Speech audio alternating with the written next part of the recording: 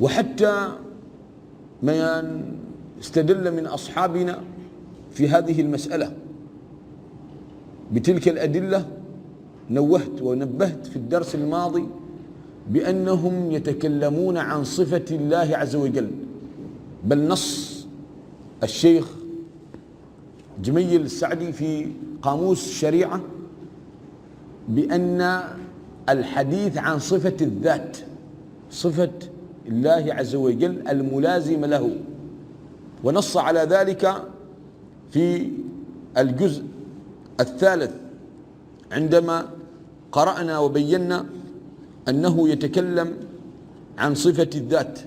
إن كلام الله تعالى قديم لأنه قد ثبت أنه متكلم، كما ثبت أنه عالم، وأنه من صفة الكلام وهي صفة ذات.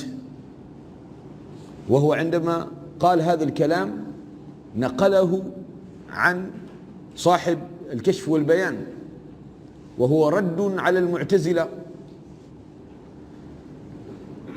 فالمعتزلة يقولون لا توجد صفة كلام، وهذا هو الصحيح، شاء من شاء وأبى من أبى.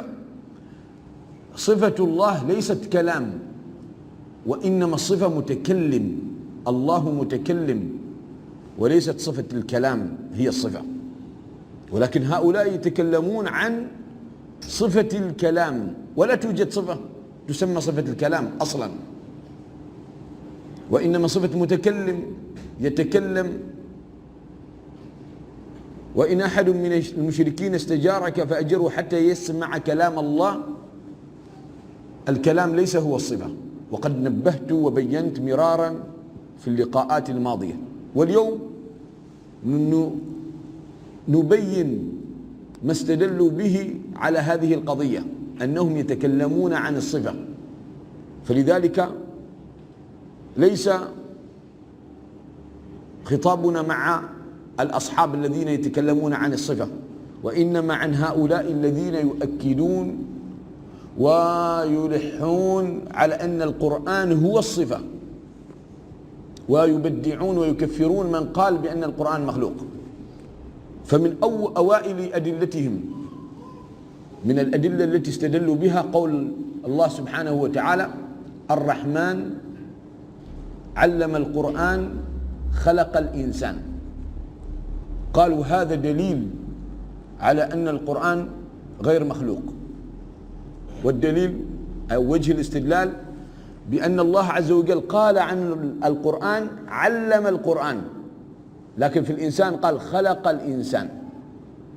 فيقول أصل أن يقول الرحمن خلق القرآن والإنسان،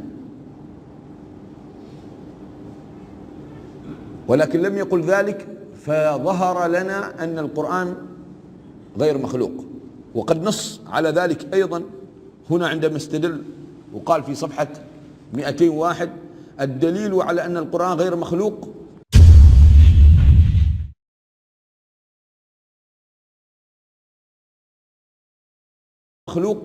قوله